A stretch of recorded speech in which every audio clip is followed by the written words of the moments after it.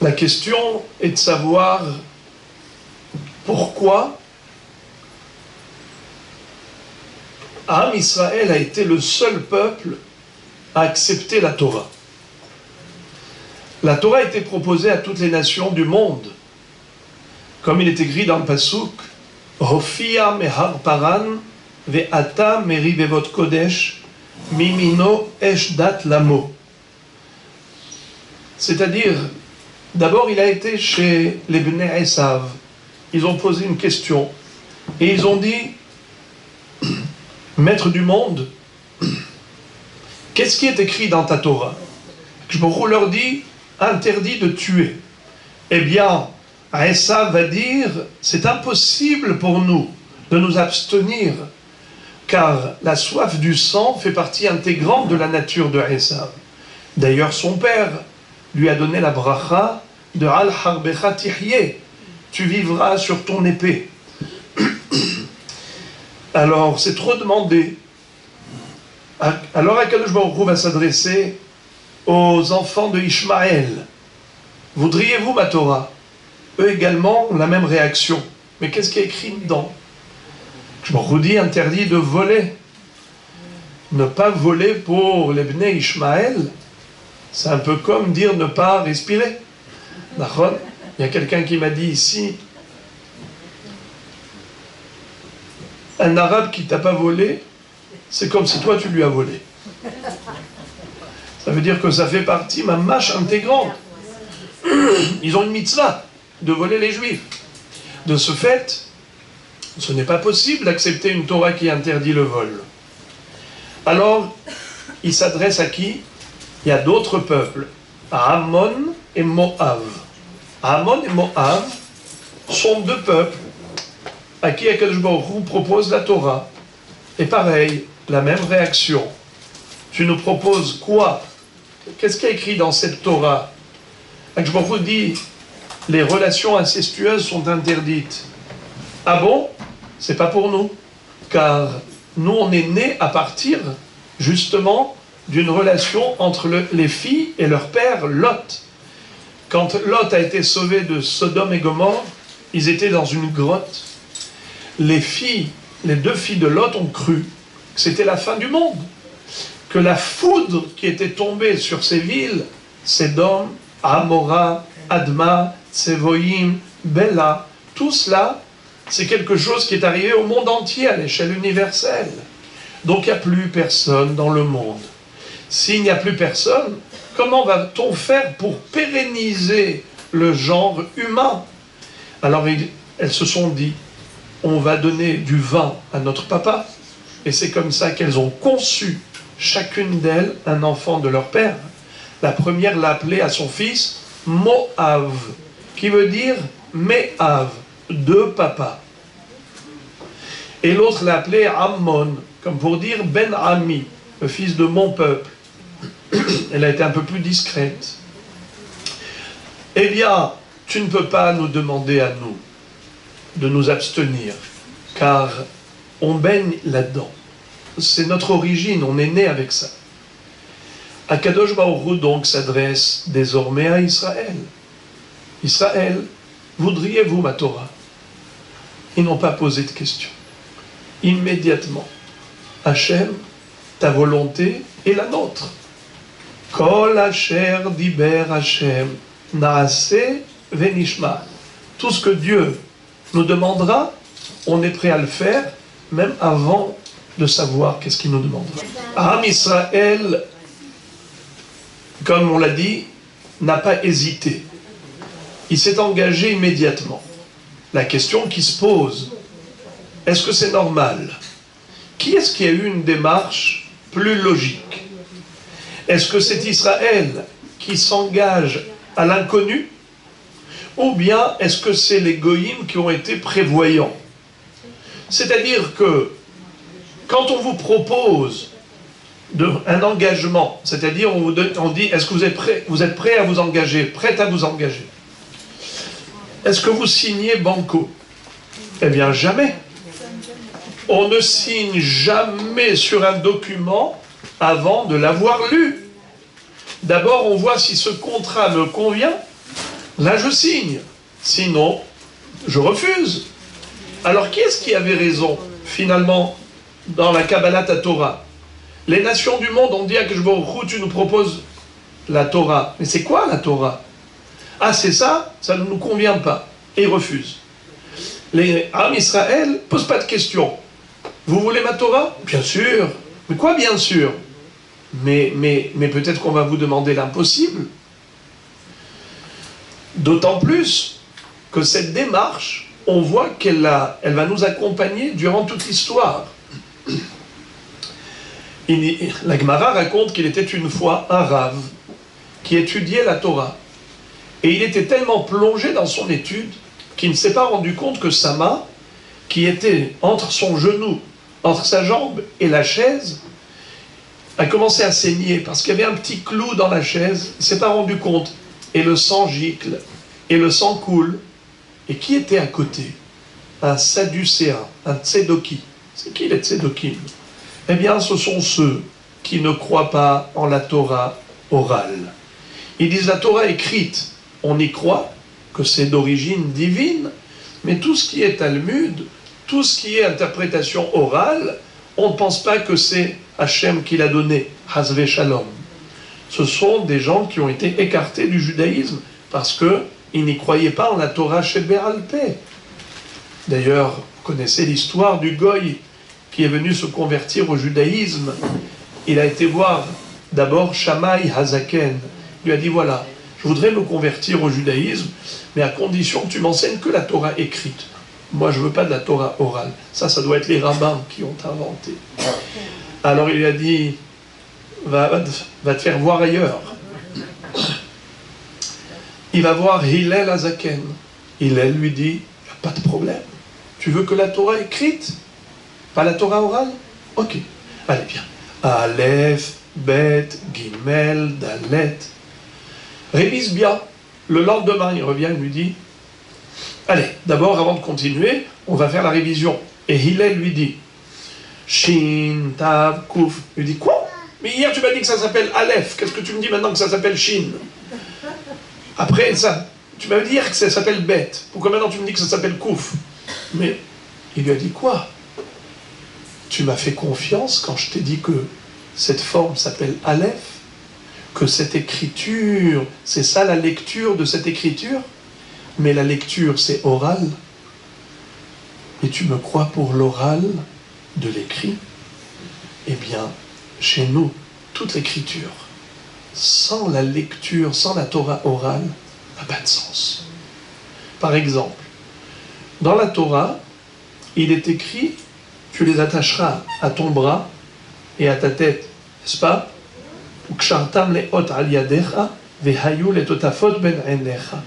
Pour les hommes. Et de quoi ça parle? Des téphilines. Mais il n'y a pas écrit dans la Torah qu'on parle des téphilines et comment doivent être les téphilines, qu'est-ce qu'il y a dedans, qu'est-ce qu'il y a dehors, c'est quoi les lanières. Il n'y a rien. Tout est enseigné oralement. Donc tu vois qu'il y a l'écriture, mais sans l'oral, l'écriture ne veut rien dire.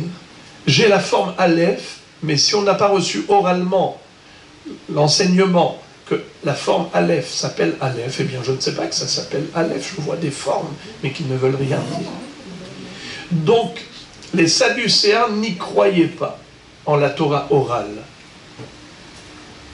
Rava, qui étudiait la Torah, et son sang giclait, il ne s'en rendait pas compte, le Tzedoki, le Sadducéen, lui dit, « Eh oh Rava, regarde, qu'est-ce qu'il t'arrive?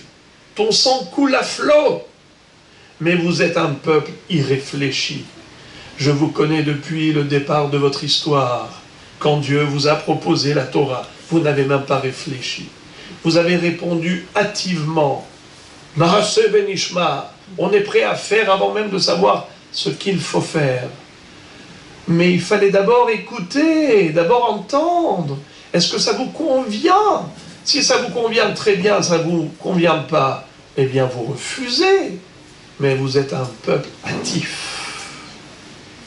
Vous avez le choix? Vous n'avez pas le choix. Bien sûr qu'ils avaient le choix. Non. Ça c'est après. Ça c'est pour la Torah orale après. Mais d'abord ils ont dit Naaseh Benishma. Alors les amis, qu'est-ce qui s'est passé? Finalement, à Am Israël, pas seulement au moment du don de la Torah, ils ont eu cette démarche hâtive de s'engager tout de suite. Dieu a demandé, on y va, on signe. Mais attends, sur quoi tu signes? Sur un papier blanc? Oui, Akadosh Baruch Hu va remplir le papier blanc. Nous on signe, nous on est prêts à tout. Alors il lui dit, mais vous voyez, vous êtes un peuple irréfléchi. Qu'est-ce qu'a répondu Rava à ce Sadducéen? Il lui a dit quelque chose d'extraordinaire. Il lui a dit, je peux vous le dire en araméen, en français directement. Il lui a dit, nous avons agi par amour. On lui a fait confiance. On était sûr qu'il n'allait pas nous demander l'impossible, car on est prêt même à l'impossible. Tout ce qu'il nous demandera, tout ce qu'on peut faire, on le fera. Même s'il nous demande de lui donner pas seulement ce que l'on a, mais même ce que l'on est, on est prêt à se sacrifier pour lui. Il n'y a pas de limite à notre amour pour Dieu. Quand on aime, on ne calcule pas. Les calculs existent quand il n'y a pas d'amour. Comme dans un couple. S'il y a vraiment de l'amour, eh bien il y a un don parfait de l'un pour l'autre. Pas seulement de l'un à l'autre, mais l'un pour l'autre. C'est le don de soi. Pareil pour les enfants, quand on les aime, on ne calcule pas. On est prêt à faire tous les sacrifices pour eux. Parce que l'amour n'a pas de limite de la raison. La passion de l'amour est beaucoup plus forte que la limitation de la raison. Et bien maintenant, Rava dit, nous, depuis le début, on a aimé Dieu. Et quand il nous a proposé la Torah, on savait que c'était pour notre bonheur, pour notre bien. Et comme on l'aimait, on n'a jamais hésité. Naaseh Benishma. Question. Alors pourquoi Israël a aimé Dieu? Réaction que les autres nations n'ont pas eue. Qu'est-ce qui a fait la différence fondamentale? La réponse, c'est l'introduction avant le don de la Torah. Au pied du mont Sinaï, Akadosh Baruch Hu dit à Moshe, va transmettre un message à Israël de ma part. Ko tomar lebet Yaakov, vetaged libnei Israël. Ainsi tu diras à Bet Yaakov. Rachid dit, c'est qui Bet Yaakov? Les femmes. Vetaged libnei Israël, c'est qui? Les hommes. Atem reitem, asher asiti le Mitzrayim. Vous avez vu ce que j'ai fait aux Égyptiens. Rachid de dire, ce n'est pas une histoire qu'on vous a racontée, mais de vos propres yeux, vous avez été témoins. Combien de fautes avaient commis les Égyptiens à mon égard? Jamais je ne les avais sanctionnés. Quand est-ce qu'ils ont subi les 10 plaies? Que lorsqu'ils vous ont fait souffrir. J'ai réagi par rapport à votre souffrance et pas par rapport aux méfaits qu'ils ont commis envers moi. Ils avaient commis la faute de l'idolâtrie, de toutes sortes de meurtres et de débauches. Jamais ils n'ont subi une sanction. Mais quand ils ont touché à mes enfants, c'est là qu'ils ont pris de plein fouet les 10 plaies, jusqu'à la noyade de tout un peuple dans l'eau de toute une armée.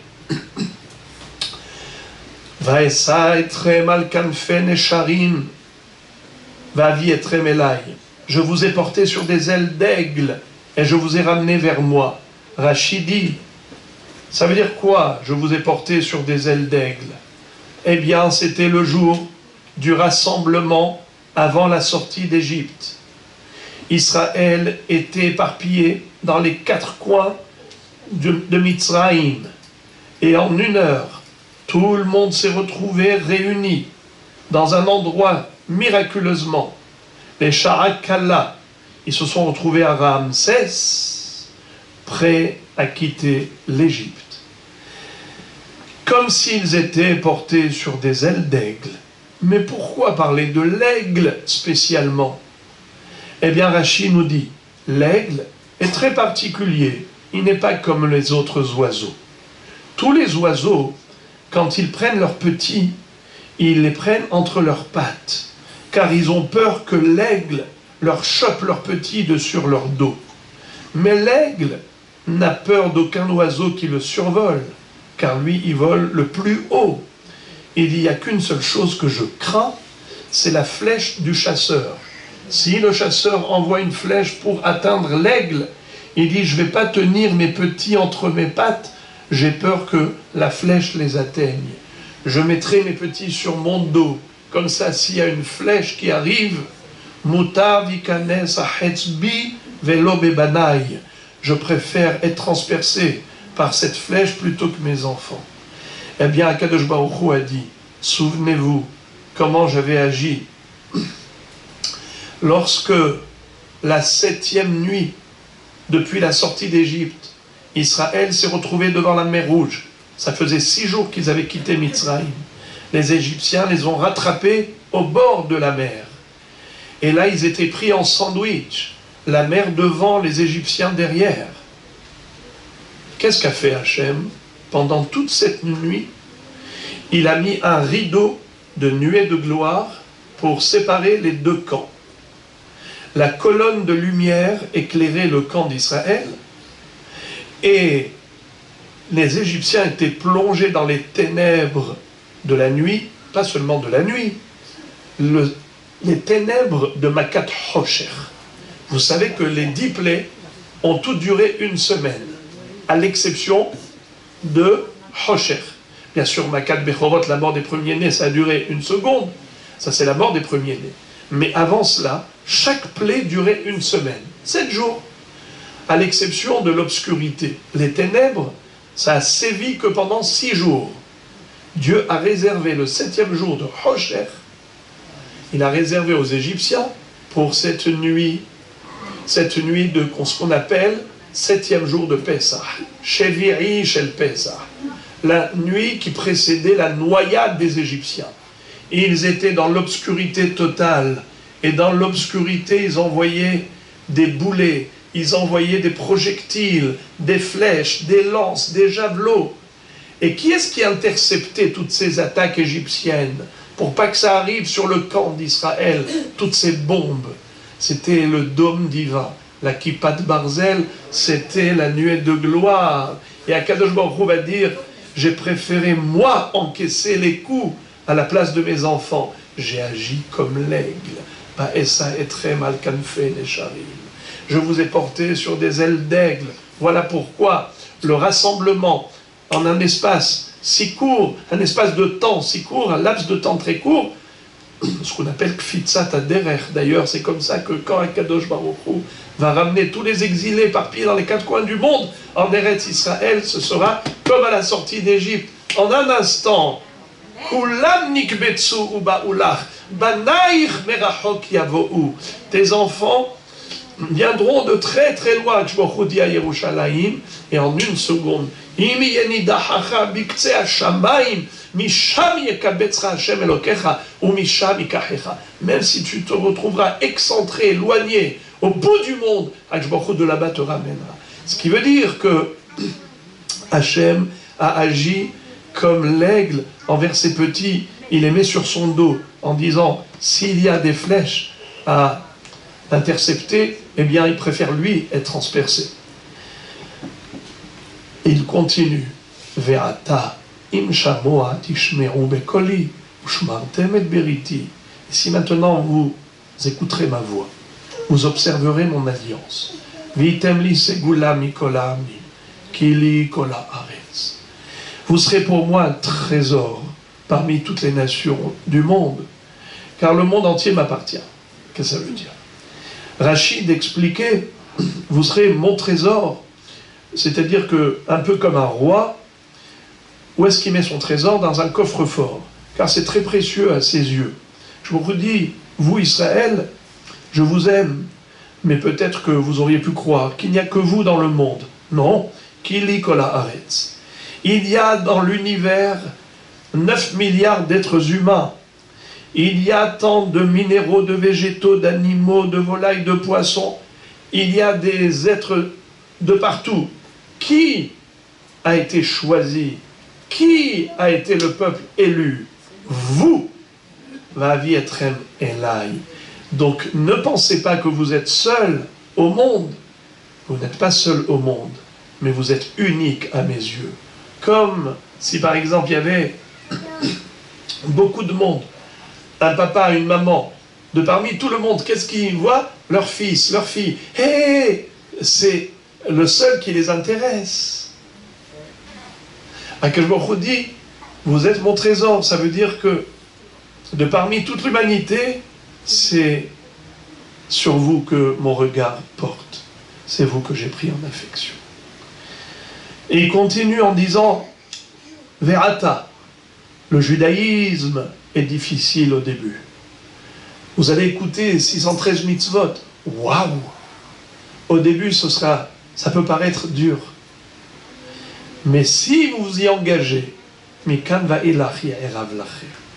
vous allez voir combien c'est doux et agréable le judaïsme. Je ne sais pas si j'ouvre la parenthèse immédiatement, peut-être oui. Comment 613 mitzvot, ça peut être agréable? Je le dirai tout à l'heure. D'abord, on avance avec ça. Ushmartem et beriti mikola. Vous observerez mon alliance. Ve'atem tiyuli mamlechet kohanim. Ve'goy kadosh. Vous serez pour moi un royaume de princes, une nation sainte. Ele adevarim asher tedaber ben Israël. Dieu dit à Moshe, voici les paroles que tu transmettras à Israël.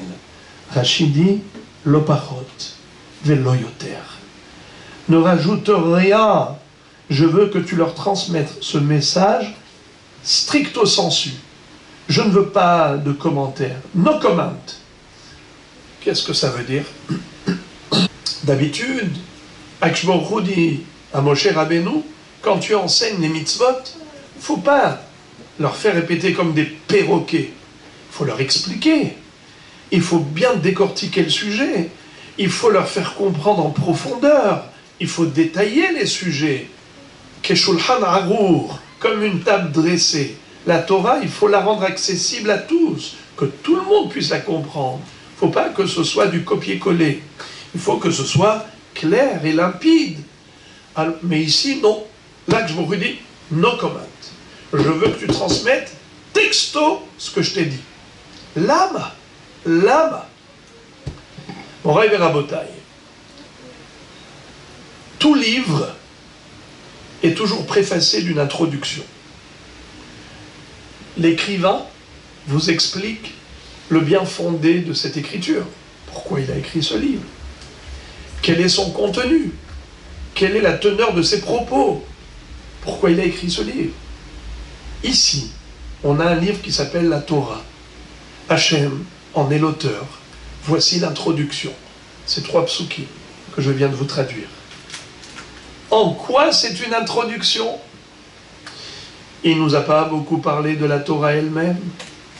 Il ne nous a pas expliqué le bien fondé de la Torah. Il ne nous a pas vraiment donné une explication par rapport à toutes les mitzvot. Qu'est-ce qu'il nous a dit ici, Hachem? En quoi c'est une intro? La réponse. La Torah, c'est le secret du bonheur pour l'éternité, dans ce monde et dans l'autre. Mais est-ce qu'un être humain peut comprendre où est le bonheur là-dedans? Impossible. À quoi cela ressemble? Puisqu'il n'y a que des restrictions, que des obligations, que des interdictions. Il n'y a pas une seconde dans la vie où tu peux faire ce que tu veux. Voilà ce qu'il faut faire, voilà ce qu'il ne faut pas faire. Ça, c'est du bonheur. Comment on peut dire Na'aseh Venishma? Comment est-ce qu'on peut s'engager? Les goyim, même pour une seule interdiction, ils n'ont pas été capables. Ils disent, ah, si c'est cela, on n'en veut pas. Comment Israël accepte 613 mitzvot? Et avec bonheur, de bon cœur. Imaginez-vous un enfant de 5 ans, 6 ans, pour la première fois, qui va à l'école. Il va à l'école. Bon, c'est quoi cette aventure, cette expérience? On va voir. Ok, on se prépare, il est avec le cartable, les affaires scolaires. Il rentre au CP. Le premier jour, il revient le soir et dit à maman, plus jamais je ne mettrai les pieds dans cette école. Depuis le matin jusqu'au soir, la morale, soyez sage comme une image. Moi je veux me lever, ah non, t'as pas le droit de te lever. Je veux parler, t'as pas le droit de parler. Je veux m'amuser avec mon camarade, tu n'as pas le droit. Qu'est-ce que tu dois faire? Prends le stylo, tu dois écrire, tu dois recopier, tu dois regarder, tu dois lire. Ouf! Quelle prison, maman, où tu m'as envoyé. Même pas dans le rêve, je retourne demain. Qu'est-ce qui se passe le lendemain? Le ramassage scolaire. Voilà qu'arrive, transport, arrive le camion pour prendre les enfants, l'autocar. Qu'est-ce qui va se passer? L'enfant pleure. Non maman, non maman. Qu'est-ce qu'elle fait maman? Vous savez qu'est-ce qu'elle peut lui dire? Mon fils, tu vas terminer ton cursus scolaire. D'abord le primaire, ensuite le secondaire. Tu vas obtenir ton bac. Ensuite, tu vas faire des études supérieures. Bac plus 7. Tu vas devenir docteur.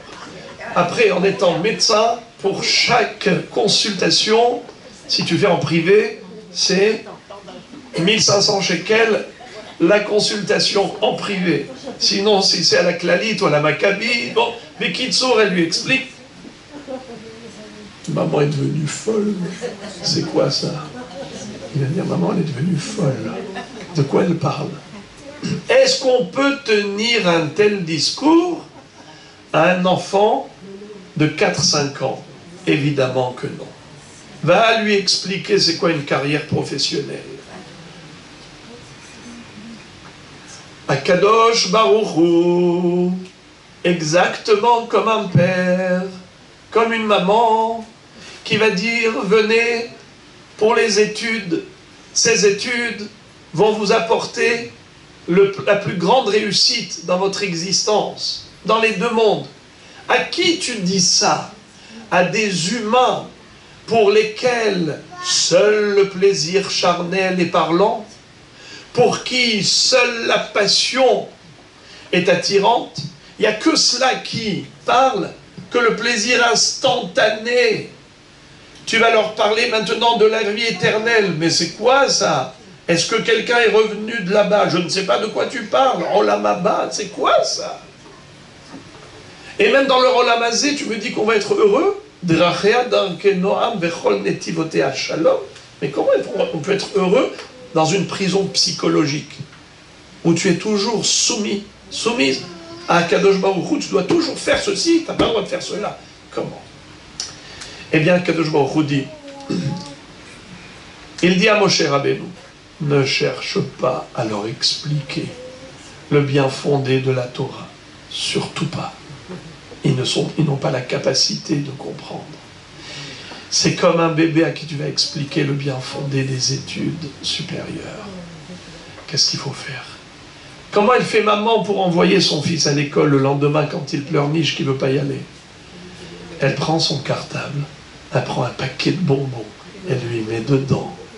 Elle donne 2 petits bisous sur les joues, elle l'accompagne et elle lui dit, voilà, tu vois, je t'ai acheté les bonbons et ce soir quand tu reviens, tu auras un cadeau. Elle lui prépare le petit cadeau au retour. Ah, si c'est maman qui m'aime tellement, qui m'envoie à l'école, même si je n'ai pas compris en quoi l'école c'est positif pour moi, mais il y a une chose que je ressens, c'est que maman qui m'aime et qui m'a fait tant de preuves d'amour ne peut pas m'envoyer à l'échafaud. Elle ne peut pas m'envoyer à la guillotine. Elle m'envoie que certainement au monde de ma réussite, de mon bonheur. Bien sûr que l'enfant ne l'exprime pas de cette manière, mais c'est ce qu'il ressent.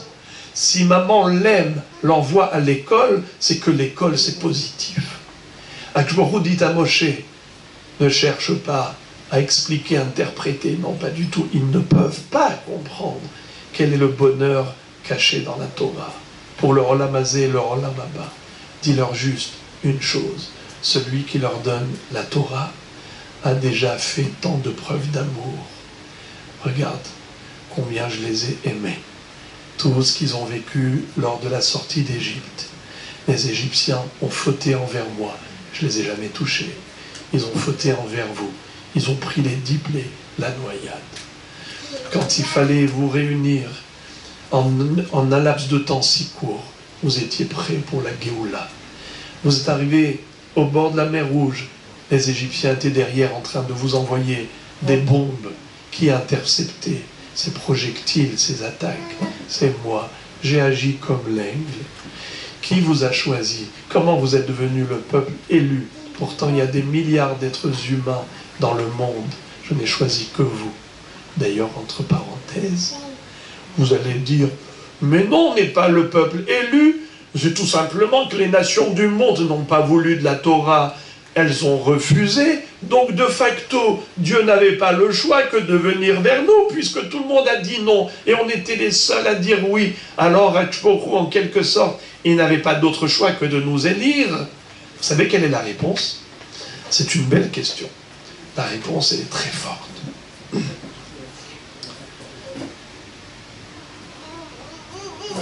Akadosh Baruch Hu, quand il a répondu aux nations, quand elles ont dit « Mais qu'est-ce qui est écrit dans ta Torah ?»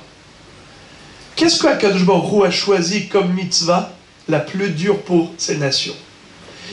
Qu'est-ce qu'il a choisi pour Esav? Lotirtzah, ne tue point. Mais Esav, il a la soif du sang, il vit sur son épée. Pourquoi Akadosh Baruch Hu n'a pas choisi autre chose? Par exemple, Ishmaël, ne vole point. Il aurait pu dire, qu'est-ce qu'il y a comme mitzvah? Eh bien, le Shabbat, on mange la pkaïla, on a la dafina, on a Oneg Shabbat, et c'est une mitzvah de se faire plaisir Shabbat. Oh, une Torah comme celle-là, give me. On en veut bien, une Torah de kiff. C'est pas ce qu'il leur a présenté. Il n'aura pas parlé du kiff de la Torah. Il a parlé justement de la mitzvah la plus difficile à accomplir pour eux. C'est pour les disqualifier. C'est pour finalement laisser la place à Israël. Alors pourquoi passer par les nations du monde d'abord? Vous savez, voilà, qu'il n'y ait pas d'argument ensuite. Ne dites pas qu'on ne vous a pas proposé. Il leur a proposé, mais il leur a proposé d'une manière à ce que, d'emblée, ils allaient refuser. Parce que c'est sûr que si on présente la Torah sous ce jour, waouh, assour, et en plus des choses tellement difficiles, qui serait intéressé?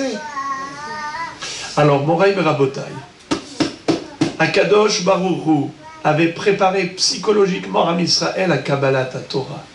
C'est pour cela que Rava va dire à ce Tzedoki, quand le Tzedoki lui a dit, mais c'est quoi cette démarche illogique, une démarche hâtive, vous êtes un peuple irréfléchi, vous signez banco, naase venishma, alors que vous ne saviez même pas ce que Dieu allait vous demander.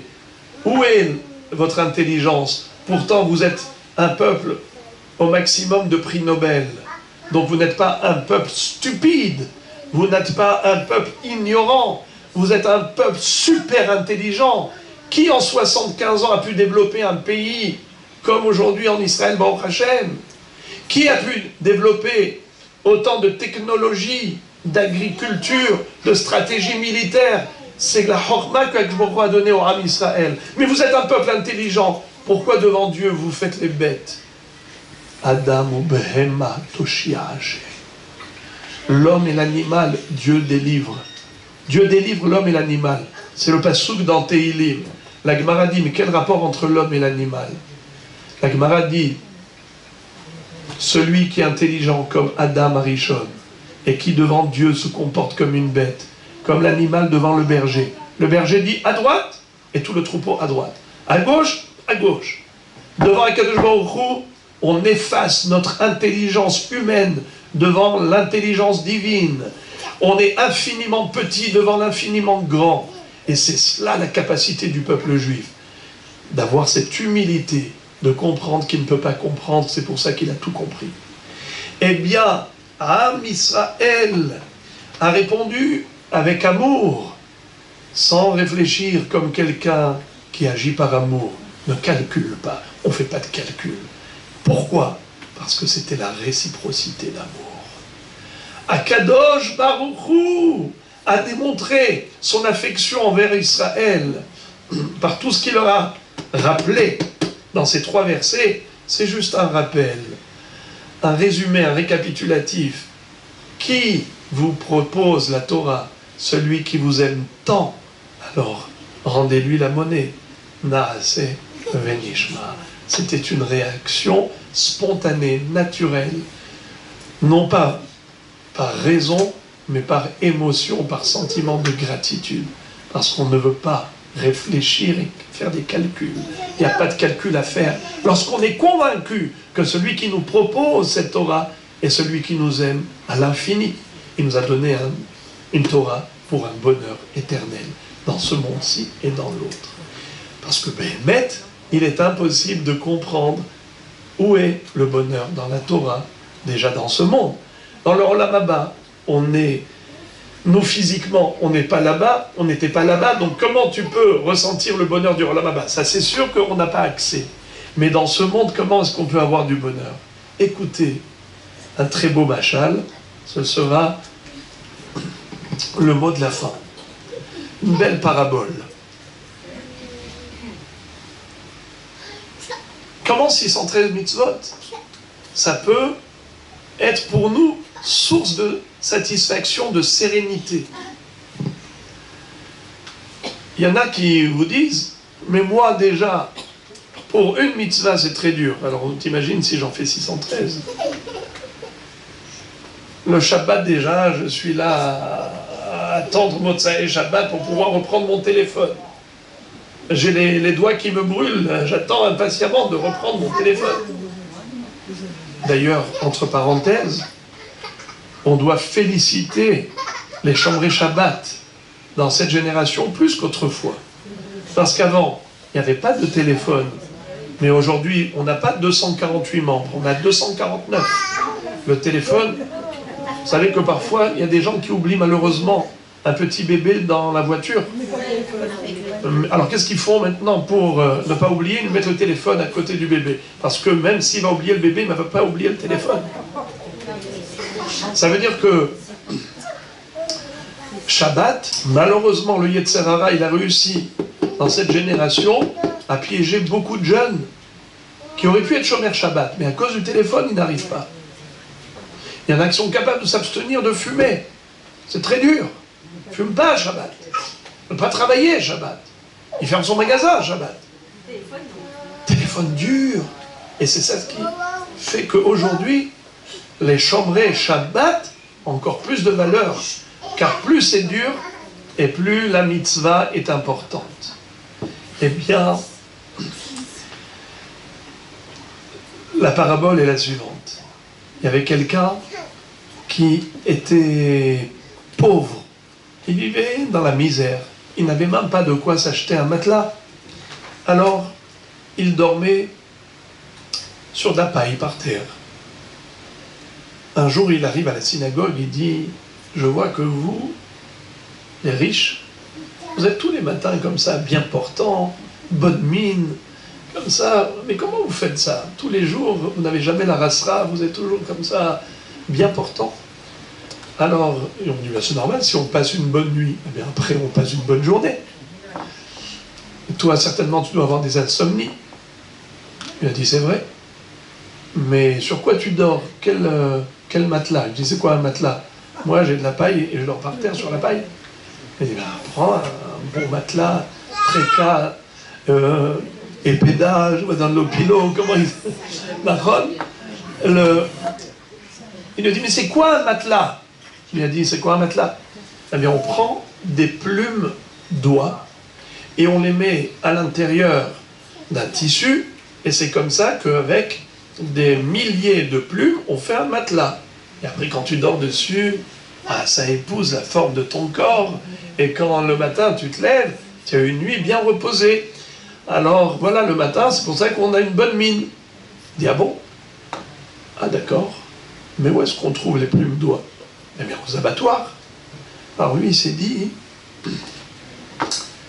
ben, je vais aller aux abattoirs. Il dit à son épouse, viens, on y va. Ils arrivent, et ils voient 2 grosses plumes d'oie.